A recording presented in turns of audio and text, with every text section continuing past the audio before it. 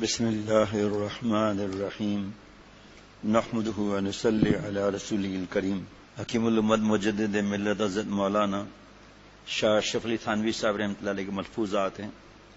ارشاد فرمایا کہ بس معلوم ہوا کہ صرف کمال علمی وجہ وراثت نہیں بلکہ عمل کی بھی ضرورت ہے، کیونکہ بغیر عمل کے قبول نہیں ہوتی اور غیر مقبول وارث انبیاء کا نہیں ہو سکتا۔ اس کو رسول اللہ صلی اللہ علیہ وسلم نے حدیث پاک میں بھی نہایت واضح فرما دیا۔ اس حدیث میں علم کو حظ وافر فرمایا ہے، اور علم حظ وافر اس وقت ہو سکتا ہے جب عمل کے ساتھ ہو۔ نری صفت علم کو حفظ نہیں کہتے، حظ نہیں کہتے، کیونکہ اس کا وبال جان ہونا خود حدیث میں مذکور ہے۔ تو حدیث میں اس علم کو جہل فرمانا صاف بتلاتا ہے کہ یہ علم کسی درجے میں بھی قابل اعتبار نہیں، اور اس سے بھی واضح سمجھ لیجئے کہ حدیث میں ہے کہ قیامت کے روز ایک شخص کو دیکھا جائے گا، اس کی آنتیں باہر نکلی پڑی ہیں اور وہ ان کے گرد گھوم رہا ہے۔ لوگ اس سے اس سزا کا سبب پوچھیں گے، وہ کہے گا کہ میں نے اپنے علم پر عمل نہیں کرتا تھا۔ بس ان حدیثوں سے اچھی طرح واضح ہو گیا کہ علم بلا عمل حظ وافر نہیں ہو سکتا، کیونکہ جو علم عطاب سے نہ بچا سکے وہ حظ وافر کیا ہوگا۔ بس ثابت یہی ہوا کہ عمل کرنا چاہیے۔ آپ ہم سے زیادہ سمجھتے ہیں، ہمارے حضرت نے پہلے ہی واضح کر دیا تھا کہ اتنا جو علماء ہیں، فرمایا یہ انبیاء علیہ الصلوۃ والسلام کے وارثین ہیں، اور ان کے لیے احادیث مبارکہ میں بہت زیادہ فضائل آئے ہیں، قرآن پاک میں بھی۔ اور فرمایا اگر سمجھنا ہے تو تحفۃ العلماء پڑھ لو، تو علماء کی قدر کا معلوم ہو جائے گا۔ فرمایا یہ اتنا علم تو حاصل کرنا فرض ہے نا کہ جس سے حلال حرام کا معلوم ہو جائے۔ معلوم ہو گیا نا، اس کے بعد عمل نہیں ہے تو اس کے لیے کچھ بھی نہیں ہے کہ اللہ معاف فرمائے۔ یہ نہیں سمجھنا چاہیے کہ یہ ہمارے لیے نہیں ہے، اور اتنی محبت حاصل کرنا فرض ہے اللہ تعالیٰ کی جس سے حلال لے لے حرام کو چھوڑ دیں۔ حضرت تھانوی رحمۃ اللہ علیہ کا جملہ ہے مبارک، فرمایا ایک غیبت ہی نہیں چھوٹتی، باقی گناہ کا کیا معاملہ ہے؟ ایک غیبت ہی نہیں چھوٹتی۔ اچھا آپس میں بحث بھی ہوتی ہے کہ نہیں یہ غیبت نہیں ہے، یہ آپ نے کہاں سے سمجھ لی تھی؟ لڑائی آپس میں کیوں انکار کر رہے ہیں؟ کیونکہ تکبر ہے۔ اگر تکبر نہ ہو تو آدمی کہتے ہاں بھائی اللہ اکبر انا للہ و انا الیہ راجعون، بڑی غلطی ہوئی بھائی، بڑا مسئلہ ہو گیا بھائی، میں تو اب آگے نہیں سنوں گا بھائی۔ اب ایک عمل کرتا ہے، آہستہ آہستہ عمل ہونا شروع ہو جاتا ہے۔ حضرت مفتی عبدالرؤف سکھروی صاحب دامت برکاتہم فرماتے ہیں، شب برات میں، شب قدر میں اور دوسرے معاملات میں فرماتے ہیں کہ اگر گناہ نہیں چھوٹتے تو عشاء کی نماز پڑھ کے سو جاؤ۔ اگر عشاء کی فرماتے گناہ نہیں چھوٹتے، اس سے اچھا ہے سو جاؤ۔ ایسے ہی وہ مجلس ہیں جس میں غیبت ہو رہی ہو اور غیبت کی جا رہی ہو، طنز مذاق اڑانا، خود عمل نہیں، جو عمل کرے اس کو گرانے کی فکر کرنا، آپس میں مذاق اڑانا، خشکی چڑھ گئی ہے، کہاں لکھا ہے تو آپ بتا دو، کہاں لکھا ہے آپ بتا دو گے، اور جس کو اصلاح کی فکر لگ گئی وہ پیچھے پڑ جاتا ہے۔ جیسے ابھی ہمارے دوست نے پوچھا، حضرت مجدد فرماتے تھے رحمۃ اللہ علیہ، بھائی ایک عالم کا خط آیا ہے، بھائی ایک ذاکر کا خط آیا ہے، ایک عابد کا خط آیا ہے، تو نام تھوڑی بتایا جاتا ہے اس میں۔ حضرت اگر ہم لوگ دیکھیں گے تربیت السالک میں یہاں تک لکھا ہوگا کہ عالم کبیر نے یہ پوچھا۔ از تربیت عاشقان خدا شیخ العرب والعجم عارف باللہ حضرت مولانا شاکی محمد اختر صاحب رحمۃ اللہ علیہ کے 3 جلدیں ہیں، اب چھپ نہیں رہی عرصے سے، اس میں بھی اسی طرح لکھا ہے۔ تو ایک عالم نے، مفتی صاحب نے مجھ سے پوچھا، اب بعض لوگ پھر ان کا مذاق اڑاتے ہیں، آپ تو مفتی ہیں نا، آپ کو پوچھنے کی کیا ضرورت ہے؟ بھائی اس میں پوچھنے کا مطلب یہ تھوڑی ہے کہ مسئلہ پوچھ رہا ہے، ہمت بڑھانا ہے، اللہ تعالیٰ اس پر عمل کرنے کی توفیق دے، مشورے ہیں اور عمل کرنے کی برکتیں ہیں۔ مسئلہ کیسے؟ جیسے حضرت تھانوی رحمۃ اللہ علیہ فرماتے تھے نا کہ ہم گئے حضرت حاجی صاحب رحمۃ اللہ علیہ کے پاس، جو مٹھائیوں کی لسٹ ملی تھی کھانے کو، پڑھنے کو، وہ کھانے کو ملی حضرت حاجی صاحب رحمۃ اللہ علیہ کے پاس۔ مسئلہ پوچھنا ہوگا حاجی صاحب رحمۃ اللہ علیہ ہم سے رجوع کریں گے، ہے نا۔ حضرت مجدد بار بار فرماتے مسائل کا علم تو ہو گیا، عمل کیوں نہیں ہے؟ اس لیے عمل سیکھا نہیں۔ تو جب آدمی کو پتا ہے کہ میں گناہ کر رہا ہوں، یہ غلطی کر رہا ہوں، تو ہو سکتا ہے شیخ سے کوئی ایسا جملہ مل جائے، فائدہ ہو جائے۔ آج اس لیے بتا رہا ہوں تاکہ نفس کو چوٹ لگے، آئندہ گڑبڑ کرتے ہمت نہ ہو، پھر گڑبڑ ہو پھر پوچھے۔ تو حضرت اعلیٰ تھانوی رحمۃ اللہ علیہ فرماتے ایک دن دیکھو سب سے آگے عمل میں ہوگا یہ علم پر عمل۔ کباب کی کتنے فضائل پڑھ لیں، بلکہ حضرت نے فرمایا بادام کے فضائل کی کتاب ہے، فرض کرے 40 صفحات کی، زبانی یاد ہو گیا فضائل، کونے میں بادام کے ٹکڑے رکھے ہوئے ہیں اور ہمت ہے نہیں بستر سے اٹھنے کی، طبیعت ناساز ہے، بادام کے فضائل تو معلوم ہے، تو ڈرپ لگوائے گا نا، معجون کھائے گا، یہی شیخ ہے کہ خود عمل کریں، ورنہ اس کی نصیحت میں اثر بھی نہیں ہوگا کہ جی میں 100ویں اور 40ویں میں اس لیے جاتا ہوں وہاں بیان کرنے کہ میں نہیں جاؤں گا تو اہل رسومات چلے جائیں گے۔ یار آپ اس کی تعداد بڑھا رہے ہو، اہل رسومات کی نقل کر رہے ہو، آپ بدعت کے بارے میں کیا معاملہ ہے وہاں شریک ہو رہے ہو، ہدایت آپ کے ہاتھ میں۔ اب نفس کی شرارت کو ظاہر کر دیا، دل میں نور محسوس ہو گیا اور یہ ذہن میں ہے جو سر پر کوئی ہے، سر پر کوئی ہے، تو اب یہ خدا نہ خواستہ تھوڑی کوئی کسی کو حقیر سمجھے گا، بلکہ اس کے لیے تو دعائیں نکلتی ہیں کہ یا اللہ ان کو فکر لگ گئی ہے امام بن کر کام کرنے کا، اور ان کو فکر لگ گئی ہے کہ حریص علی ایمانکم و صلاح شانکم، میرے پاس عمل نہیں ہے، اے اللہ یہی میرے لیے صدقہ جاریہ بن جائے، شاید یہی مجھے جنت میں لے جائے۔ آدمی کو خوشی ہوتی ہے کہ اس علاقے میں ایک فیکٹری اور لگ گئی، خوشی ہوتی ہے۔ اب اسی سے کوئی اگر پوچھے کہ بھئی یہ صحیح ہے اس طرح جانا، خاموش رہے گا۔ اگر کوئی پھنسائے گا تو وہی حضرت مجدد نے فرمایا تعویلات پیش کرے گا۔ تعویلات سے کیا ہوتا ہے؟ اللہ کے پاس وہ باتیں تھوڑی چل سکتی ہیں۔ باگر باوجود اس کے کہ ہم لوگ جو اپنے کو اہل علم کہتے ہیں، ذرا اپنے قلوب کو ٹٹول کر دیکھیں تو معلوم ہوگا ہماری قلوب میں محض صفت علم ہی پر ایک ناز پایا جاتا ہے، اور ہم اپنے کو صرف اسی صفت کی وجہ سے بہت بڑا سمجھتے ہیں، اور عمل کی کمی سے ہم کو اپنے کمال میں نقص کا شبہ ہی نہیں ہوتا۔ اور یہ ایسا امر ہے اس پر کسی کرینے کی قائم کرنے کی ضرورت نہیں، ہر شخص ذرا خود غور سے معلوم کر سکتا ہے، اور کرینے کی ضرورت ہے تو قرائن بھی اس کے موجود ہے۔ مثلا ایک کرینہ اس کا یہ ہے کہ باوجود عمل نہ کرنے کے عوام الناس سے اپنے کو برتر سمجھتے ہیں اور اپنی حالت کو ان سے بہت اونچا خیال کرتے ہیں۔ چنانچہ اگر عوام الناس ہماری تعظیم میں کمی کر دے تو ہم کو سخت تعجب ہوتا ہے اور بہت غصہ آتا ہے۔ یہ صاف دلیل ہے اس کی تکبر کی کہ ہم لوگ محض علم کی وجہ سے اپنے کو دوسروں سے بڑھ کر سمجھتے ہیں۔ اسی طرح ہم کہیں چلے جا رہے ہوں اور کوئی عامی آدمی ہم کو راستے میں ملے تو خود سلام کرنا تو درکنار، اس کے سلام کا جواب دینا بھی اپنا احسان سمجھتے ہیں۔ جناب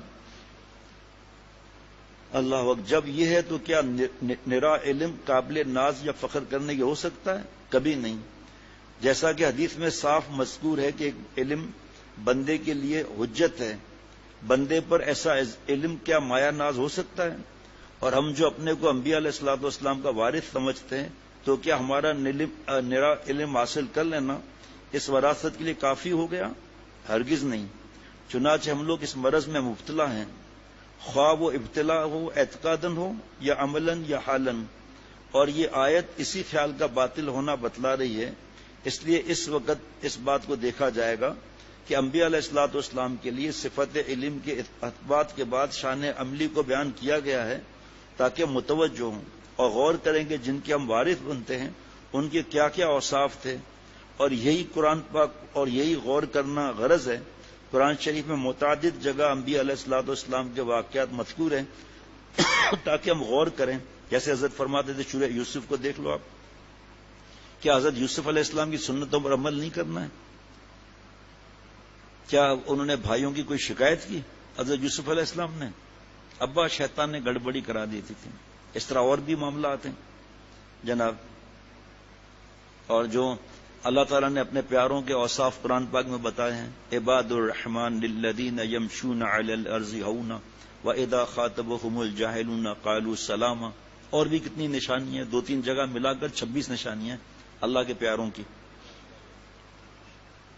جناب انبیاء علیہ الصلوۃ والسلام کے واقعات میں ہم غور کریں، بس ہم کو متوجہ ہونا چاہیے آیا ہم میں وہی شان عمل پائی جاتی ہے یا نہیں۔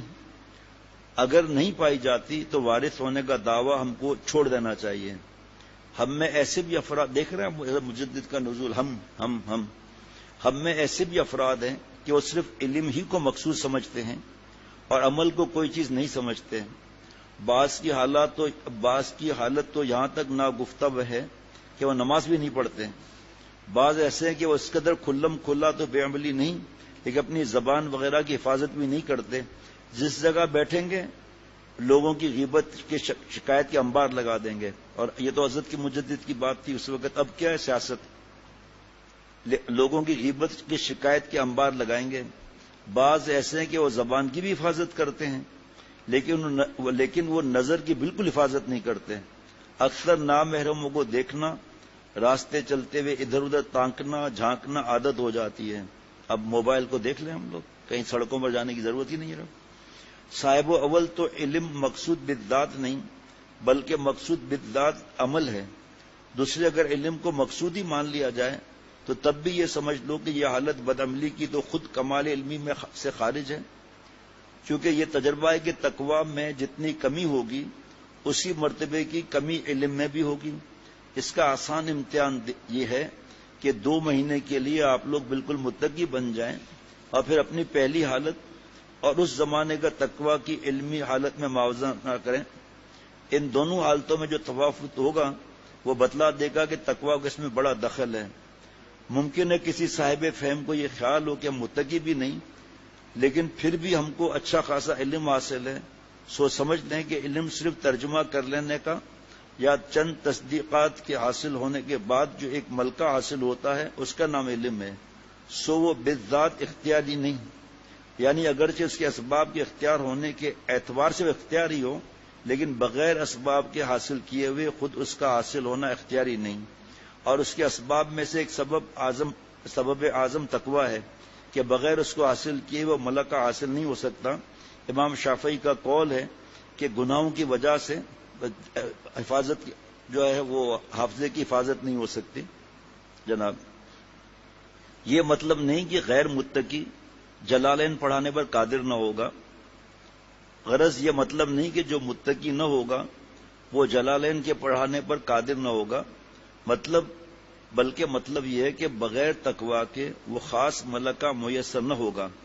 چنانچہ یہ شخص اگر اپنی پہلی حالت اور تقوی کے بعد کی حالت میں غور کرے گا تو اس کو معلوم ہوگا کہ پہلا میرا مبلغ علم کیا تھا اور 2 مہینے کے اندر علم میں کیسی ترقی ہو گئی، جو میں نے حضرت مفتی اعظم مفتی شفیع صاحب رحمۃ اللہ علیہ کے اللہ کی توفیق سے چوتھی حاضری کے بارے میں بتایا تھا۔ کیا حضرت مفتی اعظم نے فرمایا تھا، چوتھی حاضری تھانہ بھون کی کیا سے کیا اللہ نے کر دیا۔ جناب تو علم اگر مقصود بالذات بھی مان لیا جائے تب بھی اس کے حاصل کرنے کے لیے تقوی کی ضرورت ہے، مگر ہم لوگ تو اکثر بے باک ہیں۔ تمام تر انہماک اس میں ہے کہ کسی طرح کتابیں ختم ہو جائیں۔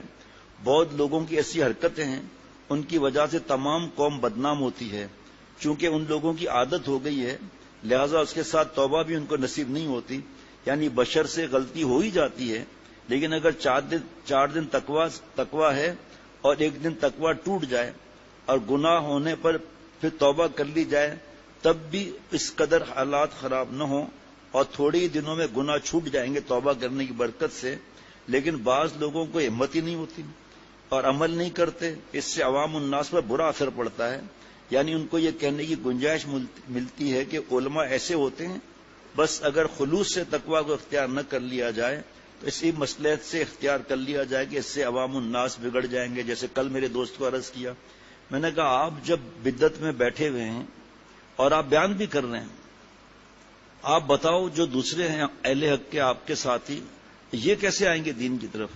وہ تو یہی سوچیں گے کہ ہمارا شیخ اور ماشاءاللہ علم والا اور اتنا اس کے پاس علم ہے، جب یہ عمل کر رہا ہے تو اب تک ہمارے بزرگوں نے جو عمل کیا اور نصیحت کی وہ غلط تھی، یہ صحیح ہے آج کا۔